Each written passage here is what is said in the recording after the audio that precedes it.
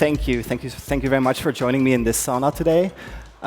If you find yourself sweating a lot during this talk, I have a bunch of Alt0 t-shirts in the silent room, so you can come pick up a spare t-shirt.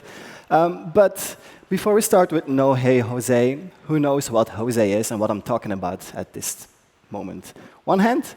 Cool. That's one more than I got the last time, so awesome. Hopefully, by the end of this talk, you'll know what Jose is. I might spoil it. It's a JSON object signing and encryption. So it deals with cryptography in the form of JSON. But before we go and dive deep into what Jose is, I feel like I need to explain the basics of hashing, signing, and encryption. So let's get started. My name is Sam Bellen. As introduced, I'm a developer advocate engineer at Alt0. And if you've never heard of Alt0 before, we're an identity as a service provider, which means that we try to make it as easy as possible for anybody to implement a secure authentication flow so you can focus on building your actual products, your actual applications. I'm also a Google developer expert, and you can find me on the internet as @SamBego. Cool. I am a developer, so it only makes sense to me that I would be npm installable. So if you're on npx @SamBego/about-me, download half of the internet, you'll find all of these social links and links to my previous presentations if you're interested in that. And if you'd like to follow along with these slides on your own device, you can go to jose.sambego.tech and see the slides on your own device. All right, disclaimer. I might simplify certain things in order to try to explain them in an easier way, because this is just the basics of cryptography. We're not going to dive very deep. We're going to keep it very simple. So that's a disclaimer right there. And also, don't try to reinvent the wheel. If you're doing something with cryptography, signing, encryption, hashing, use one of the libraries out there, because they've been tested, they've been proven to work. So it's better to use those than try to write your own implementations of all of these things. Cool. What we're going to see today, hashing and keyed hashing, signing, encryption, and lastly, Jose, the thing that nobody knows about, JSON object signing and encryption. But we'll start with the simplest of things, well, simplest, hashing. And hashing algorithm is a mathematical algorithm that maps data of an arbitrary size to a bit string of a fixed size, which basically means that no matter the size of the input of that algorithm, the output will always have the same size depending on the algorithm. And the initial data is often called the message, and the outcome of the hashing function is a hash or a message digest. So if I mention a hash or a message digest, it's what comes out of a hashing algorithm, and the input is called the message. And it's a one-way function, which means you can put some input through a hashing algorithm, you get the output, but you cannot reverse that. It's a one-way function. You can never get back to the original input from the hash, the output of the algorithm itself. So if you look at an example, we have three inputs, dog, doggo, and a quick brown fox jumps over the lazy dog. And we run them to the same algorithm, SHA-256, which has an output of 256-bit. We get three outputs, three different outputs, because there are three different inputs. But the length of these hashes is going to be the same, 256-bit, the length that's used by this algorithm. Some of the algorithms you might have seen around is MD5, different SHAs, and some other ones. If you see these algorithms, they're most likely going to be hashing algorithms. So a hashing algorithm, one-way function, always the same size of output. We've learned this right now. But there's a different flavor of hashing algorithms called keyed hashing, which is basically the same thing. You take everything that a hashing function or a hashing algorithm can do, but you add the ability to validate the integrity and authenticity of the content of the hash. So you can validate that it's still a valid hash, or the input you expected is belonging to that hash. And in order to compute a keyed hash, you need a secret key. This can be a simple password, this can be something else, but it's something secret that we're going to throw into the mix of this algorithm in order to create a keyed hash. So the same example, three inputs, dog, doggo, the quick brown fox. We run into a keyed hashing algorithm, HMAC SHA-256, so there's still SHA-256, but now it's HMAC SHA-256, which does not only take a message, an input, but it also takes that secret key that we're going to use in this algorithm, and we get an output, a fixed bit length output. It's non-reversible, it's all the same, one-way direction, but depending on the secret key, those hashes are going to be different. So if you want to validate the integrity of these hashes, you need to know the secret in order to know that the hash you're looking at is the hash you're expecting. So if you use a secret and a wrong secret, you're going to get two different hashing outcomes, hashes. So that way you can verify the integrity of the keyed hash. It's the same thing as a regular hash, but we throw in a secret key in the mix. On the inside, it looks a bit like this. You have an inner and outer key, and you create a first message, and then you create an outer hash and an inner hash, and you use that. You don't have to remember that. Just remember that the output is always a same length thingy. And some keyed hashing algorithms are the famous HMAC SHA-256, 384, and so forth, where the number says how long the output will be of that algorithm. So, keyed hash message authentication code, secure hash algorithms with 256-bit. It's not just some random letters thrown together to make it an algorithm sounds fancy. They usually stand for something. In the case of HMAC SHA-256, that's a keyed hash message authentication code, secure hash algorithms with a 256-bit output. And some example use cases for hashers, because I think most of us have seen these at some point in our careers, are storing passwords. These are often keyed hashes, but can also be just a regular hash. Identifying files, for example, if you download a piece of software from the internet, they often come with a checksum, a hash as well, so you can validate that the software is what the vendor is trying to offer to you. If you want to do some cache busting, for example, you have a CSS file and you want to cache this in the front, you can add styles.hash.css, and that hash will change every time you change your CSS file, which means that it will not be cached, and it will just mean that your file will be updated when the next time a user visits. And it's also used for database indexes. It's also used to compute blockchain blocks and things like that. So it's used in a lot of different use cases. OK, hashing and keyed hashing. First part of the three things we're going to talk about cryptography-wise. Next up, signing. And digital signatures offer all the properties of keyed hash, plus cryptographic non-repudiation. So everything a hash can do, a signature can also do, plus this very fancy word, cryptographic non-repudiation. Now, what does this mean? If you look it up on Wikipedia, it means non-repudiation refers to a situation where a statement's author cannot successfully dispute an authorship or the validity of an associated contract, which boils down to cryptographic non-repudiation can prove who created a signature. So based on the signature, you can prove who created this. So if I create a signature, all of you can prove that I did it, and I cannot dispute that I am the one who created that signature, which is basically the same thing as a regular signature that you write on a piece of paper, even though they're easy to forge. But in theory, we all have our own signature, and they all belong to ourselves. And cryptographic non-repudiation enables other parties than a signer to check the signature's validity. So if you know my signature, you can validate the validity of that signature. So if I write this on a piece of paper and give it to you, the next time you see that signature, you'll notice that it's me. The same thing for a cryptographic signature as well.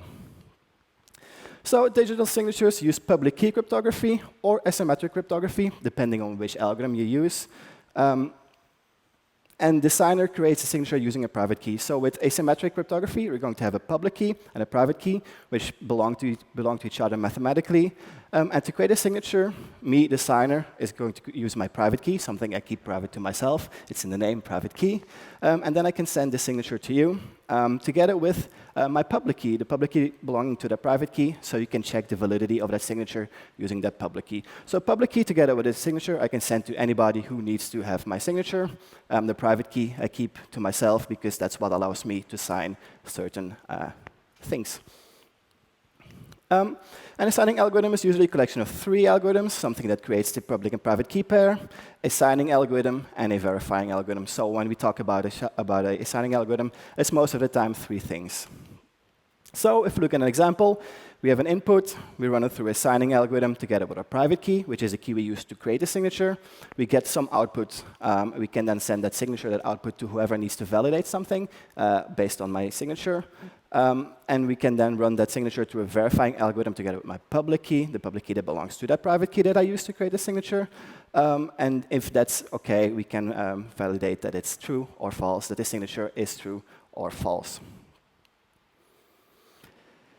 Signatures are usually also hashed. It does make it a bit more complicated. So if you use them in the real world, you often are using them in combination with hashes. Well, that might look something like this, where you first hash your input, your message, and then run it through a signature signing algorithm. But this doesn't have to be. Depends on the use case, depends on the algorithms. And then you have to compare hashes, not the input, but the hash will always be the same for the same input. So it's fine to compare hashes. If they're the same, you know that the input is also going to be the same. Cool. Some signing algorithms, there's a bunch of them out there. The most commonly ones are RSA, elliptic curve, and Edwards curve octet key pairs. The most commonly used one is RSA. It's been around the longest as well. And some of those algorithms are RS and PS 256 and so forth. So the good thing about them is they're very fast to compute and very fast to verify, because they're quite simple algorithms. They're not very intensive on your CPU, and they also have quite a good support, especially RS, because they've been around for a long time, so a lot of libraries have support for RS keys or RS signatures. But they require quite long keys to have a limited amount or a certain amount of security, which means that they also have longer signatures to get that amount of security. Well, if you look at elliptic curve keys, ES 256 and so forth, they're shorter keys for the same amount of security than those longer RSA keys, which means that they have shorter signatures, but they're a bit more complex, they're a little bit slower to verify, and a little bit harder to compute. And lastly, Edwards curve key, octet keys, they're more or less the best of both worlds. They're quite performant when you need to create signatures or verify them, but they're relatively new, so not all of the libraries out there have support for Edwards curve octet keys. Just know that there's the three major signing algorithms, RSA, ES, and Edwards curve octet keys out there, and depending on your use case, you might choose one or the other. Cool. So some example use cases. Json Web Tokens. Who's used a Json Web Token before? OK, cool. Well, Jose is the standard that specifies Json Web Tokens. So when I talk about Jose, we're talking about Json Web Tokens and a bunch of other things alongside Json Web Tokens. So when I ask who knows Jose, I can see a lot more hands go up now because we know Json Web Tokens. Awesome. So when you create a JSON Web Token, there's always a signature or a keyed hash. Most of the time, a signature involved. That's what we're talking about here. As well as if you do online document signing, it will also use one of those algorithms, most likely, to create a signature for that document. Cool. We're all good? Everybody dying of the heat? Me too. Last up, encryption. And we've talked about hashing signing. The last major block in cryptography that I need to talk about is encryption. I think we all have an idea of what it does. You have a message, you encrypt it, and only the person that needs to read that message or get access to that message knows how to read it if they know how to decrypt it. So when encrypting data, we can not only ensure the integrity and the authenticity, like we could do with the previous one, signing, or like keyed hashes, but the data will also stay secret for outsiders. And this is very important. If you need to keep data secret, it will always be encrypted. For example, if you need to store a credit card number in a database, it will be encrypted.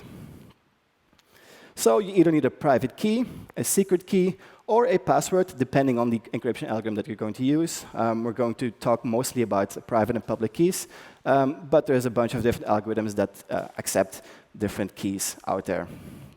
So the encrypted message is a cipher. When I mention cipher, it's the output of an encryption algorithm.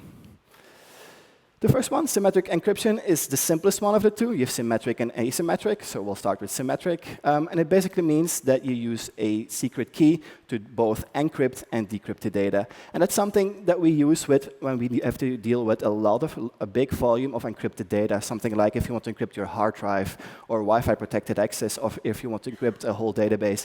Usually use cases where there's a lot of data that needs to be encrypted, which is quite intensive. We use the most easiest of these algorithms, which are symmetrical ones. For example, these. And like I said, you use a shared secret, a password as you will, to both encrypt and decrypt the message. So if you know the shared secret, you can both encrypt and decrypt the encrypted message. So the input, the quick brown fox, etc., we run it through the algorithm to encrypt it and send it to whoever needs to get this encrypted message. And if they know the shared secret, they can also decrypt it and get back to the original message so they can read or do whatever they need to do with this encrypted cipher. Next up is asymmetrical ones, and they're a little bit more complex. as in they use a public and private key again. So we're not having one secret to do both encryption and decryption. You have a public key and a private key that are going to work together. One is going to do encryption, and the other is going to do the decryption. So when you want to send an encrypted message with one of these algorithms, you're first going to ask the receiver for their public key. It's a public key, so they can send it to you. It's public data. And you're going to use that public key to create the encrypted message. Now, this is different than when we did with signatures. With a signature, you use your private key to create a signature and your public key to verify it.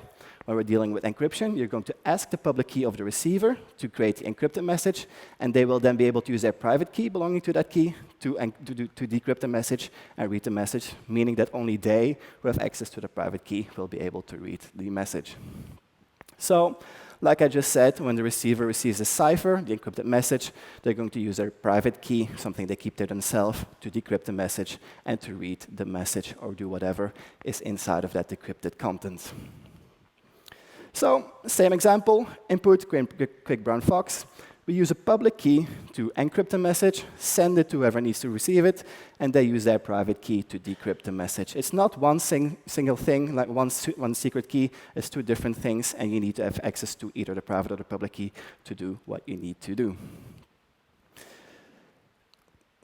Some example use cases are TLS, VPN, SSH. These are all acronyms that we come across regularly. They usually use asymmetrical encryption. And these are a few of the algorithms. RSA is, again, involved with this, and we're going to have a deep dive into RSA in a second. And like I said, symmetrical ones, the one that use a secret key, are easier to compute, so we usually use them with big volumes of data. So let's look at RSA, a detailed example, because it's all a bit abstract. Public key, private key, how does this work together? How does it come that I can use a public key or a private key to do certain things? And how does it just work? So the first thing we need to do is generate an RSA public key and an RSA private key. A quick note, cryptography usually deals with algorithms that are using very large prime numbers. And RSA is no exception to that. And when I say a large number, is a million a large number, is a billion a large number? Well, this is an example of a large number where this is a million and this is a billion, and I have no idea how to say the name of this actual number, but I think it has at least 150 digits or so. So we're dealing with very large prime numbers, which are very difficult to compute, which makes it that hard to crack encryption or crack these keys as well, because it's very difficult to compute in these magnitudes of digits. All right. So when we generate the public key and the private key pair, which is the basics of most asymmetrical algorithms, including RSA, we're first going to create two prime numbers. They're small in this example. Remember that they are large numbers in practice. So we create prime number 1, P, and prime number 2, Q. We keep them in memory, and we create a lambda based on these two prime numbers. This is just how the RSA algorithm works. If you look up how other algorithms work, this will be different. And based on these three numbers, the prime number 1 and 2, and the lambda, we can create a public key, where the public key will contain the modulus, which is P times Q, and the public exponent. And the private key will contain the modulus as well, P times Q, and a private exponent. And this makes that these two keys, the public key and the private key, are mathematically linked. If you're very good at math, you might understand this. I just accept the fact that they're mathematically linked because this algorithm has been proven to work. And once you have a public key, you can use that to encrypt it. Like I just mentioned, you can use a public key to encrypt the message. And for RSA, this might look something like this. You have the input 1, 2, 3, 4. You run it through that algorithm using the public exponent and the modulus, and you get an output 1, 2, 8, 3. So that's the output of 1, 2, 3, 4 out of this encryption algorithm from RSA. And in practice, you're not going to use numbers most of the time, but you're going to use strings or binary data. So you usually have to do a bunch of data transformation. But under the hood, it's always this mathematical algorithm that's doing their work. So no matter what the input is, in the end, we'll deal with big numbers that are going to be using this algorithm, in this case, RSA. And if we want to decrypt it using our private key, again, we take the output of the previous one, 2183, run it to the decryption algorithm together with the modulus and private exponent in the private key, and we get back to the original message, 1, 2, 3, 4. If you're good at math, you might have done the math, but I've done it for you, and it checks out. And again, usually you have some data transformation, but under the hood, always mathematical algorithms when we're dealing with cryptography. I have a small JavaScript library that just does this. It implements RSA just for study purposes. And if you're interested in this, it has an example with small numbers, big numbers. But it's on GitHub, in my GitHub, if you want to look at it. Don't use it in production. Just use it if you want to know what's going on under the hood of this RSA encryption algorithm. Cool. The title was No Way Jose, so I have 16 minutes to talk about Jose. But the good thing is we know the basics of encryption, the basics of signing, and the basics of keyed hashing and regular hashing, which we're not going to talk about, actually. But signing and encryption, we are going to talk about. So JSON object signing and encryption, Jose for short. So why JSON? JSON format is used for serializing and transmitting structured data over a network connection, which means that we use JSON all over the internet. Whenever we send data over the internet, we used to use XML, but that was too verbose, so we switched to JSON most of the time. So we all know how to use JSON. And most programming languages either have native support for JSON or have a very good library that deals with JSON. So it's very easy to work with JSON. OK. I already mentioned Json Web Tokens. Everything defined in the Jose standard is going to be JSON Web something. I will start with JSON Web keys. And a JSON Web key is basically a JSON representation of a public key. And this is a public key, one of my public keys. And it's public, so I can share it with you, and it's also not complete. But if we look at it more closely, we can see a few things in there. We can see the algorithm. We can see a lot of things. But we can also see the n and the e value, which are this public exponent that we calculated when we calculated the keys with the RSA example, and the modulus as well. So the n and e values are inside of this public key, just in a JSON format together with some more information. Next up is a Json Web Signature. And if you've seen Json Web Tokens, this might seem familiar. You have a base64 encoded header with a dot, a base64 encoded payload, and the actual signature. And this is serialized as a string, but this can also be as JSON, which we'll see in a bit. And this is a Json Web Signature. And if we decode the base64, the first part is going to be the Jose header, and it's going to be JSON, which tells us, I've used this algorithm to create the signature, so if you want to verify the signature, please use this algorithm. The same thing for the middle part, the payload. It's base64 JSON, and it can be whatever valid JSON you want it to be. So as long as it's valid JSON, you can base64 encode it and put it in the payload. And last up is a signature, which is the last part, and usually the biggest part, which will, depending on which algorithm you use, be a keyed hash or a signing algorithm, and you'll run the header and the payload through that together with your secret or with your private key, and you'll get the signature. This way, everybody who wants to validate the content of that payload can first validate the signature, and if you try to change something to that payload, the signature must have changed, which only the actual person that created the signature or the Json Web Signature should have been able to. So this means that you can validate the content, the payload of that Json Web Signature. OK, signatures, they're not that easy with Json Web Signatures. Json Web Encryption is a little bit more complicated. So try to stay with me while I try to explain this, if I can explain it. The first one had 3 parts. This one has 5 parts, all base64 encoded things, the base64 encoded header, encrypted key, initialization vector, ciphertext, and authentication tag. And Json Web Encryption use 2 kinds of encryption. They use symmetric and asymmetrical encryption at the same time. And how does this work? The content encryption key is usually encrypted with an asymmetrical algorithm. So the actual key we need to decrypt the cipher is encrypted again with an asymmetrical algorithm. Because it's usually quite short, this content key. An asymmetrical algorithm is OK to use, even though it's more complex. So we first have to decode the actual content encryption key, which we can then use to decrypt the actual cipher, which is a symmetrical algorithm. OK, so the content encryption key is the second part of this string. But first, the cipher is what I just told you. The cipher is encrypted with a symmetrical content encryption key, the second part of this string. But first, we have to look into the Jose header, which algorithms to use. And for JWE, there's going to be a few more things. There's the algorithm, the encoding, and the key ID, so you know which key to use when you have to validate or have to decrypt this asymmetrical algorithm. And the first thing you need to do is decrypt the actual content encryption key, the key that's used to decrypt the actual cipher, the actual message in this JWE. So you look into the header, you see I have to use RSA, OAEP, together with a key that has ID, ND, whatever. And you run them through the appropriate algorithm. This is an asymmetrical one, so this is going to use a private key, the key that you only have. But once you run it to that algorithm, you get the decrypted content encryption key, which is going to be, let's call it a password, an encryption key. And we can use that to decrypt the actual cipher, the actual encrypted message. So once we've encrypted that key, we can use it, check in the header which algorithm to use. We see this in the ENC claim. And then we just run it through the algorithm, which will first off take the cipher, the encrypted message, next up the decrypted content encryption key, then an initialization vector, which is a third part of this string, which sometimes is also empty, and the authentication tag. So it's quite a bit more complex. You're dealing with two kinds of algorithms, and you first have to decode the actual key you can use to decrypt the actual encrypted message. Does this make sense? It's quite complex, but that's the best I can do in this short amount of time.